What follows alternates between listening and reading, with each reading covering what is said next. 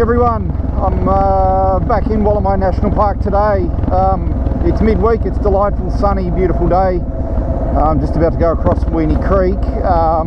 Going to stop here and boil the kettle and just enjoy the surroundings. But I thought while I'm here, I'll run you through my DIY homemade ammo box side cases that I made for the bike. They work really well for me. They're great.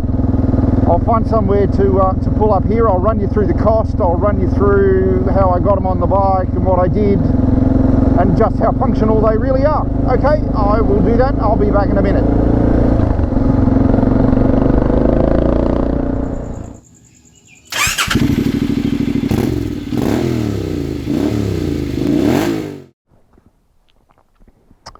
All right, let me show you these boxes and setup and the racks and stuff that I've got and how they work for me.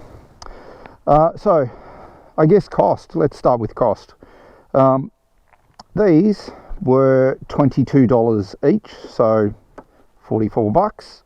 The racks are El Cheapo racks off eBay. They were 80 bucks delivered. So what's that, 120? That rack there is off eBay as well. That one was 80, so we're up to 200. That box is from Bunnings. It was, I think, 49, so let's say 50 bucks. So 250 bucks, and I've got a luggage set up for the bike. No, they're not as attractive as, you know, SW Motec Trax Alloy adventure cases and racks, which I had on my Honda, but they were also $2.5 grand for the full setup. This was 250 bucks. In terms of functionality and protection for stuff inside, they are just fantastic. So like, they're easy to offer up. There's my bog roll, because every time I go to a campground there is never any toilet paper, so sorry about that. And then in here I kind of just have a bag that I keep my coffee gear in, my kettle and things. That's all my coffee making gear, and I just put that in a bag and put that over on the camp table, and I'll make a coffee out of that in a minute, or with that. And then in the bottom of this, that's my tactical shovel, my saw in case I need to cut something, and hand sanitizer, because there's never anywhere to wash your hands in a campground. I put this like sticky backed felt stuff in the bottom so the things don't smash around in there too much. Not that I have anything in there that will break, but you know, that's okay. It has a rubber seal around here, which works 100% well, I can tell you, because I rode in almost Armageddon heavy rain that Noah would have been proud of, and everything in here stayed perfectly dry. They fit to the racks with 4 bolts just through here. They're stainless steel bolts with big flat washers, just Nylox nuts on the back so they don't come undone. And I'm not sure if you can see it or not, but I've got a rubber strip around the entire back side of the box, that anywhere where the box touches this rack, there's a rubber strip in between the box and the rack, so it provides that cushioning, and it doesn't, you know, rub through the box or damage anything that way. So my top box is, yeah, just one of those Tactics boxes, Pelican case things. In here, you know, I've got my hat and my spare gloves, my water bottle. That's a cover for my phone for when it rains. In this little bag I've got my tiny little air compressor, spare batteries for the GoPro. The little air compressor works really well. It'll pump up a car tyre to 40 psi. It takes a long time, but it will do it. So it pumps up motorcycle tyres really well. And it just runs off the 12-volt socket on the handlebars. You obviously need to have the motorcycle running because you'll flatten the battery, but you know, I can let my tyres down and pump them back up again, and it all just fits in that little bag, and it runs on a 12-volt socket.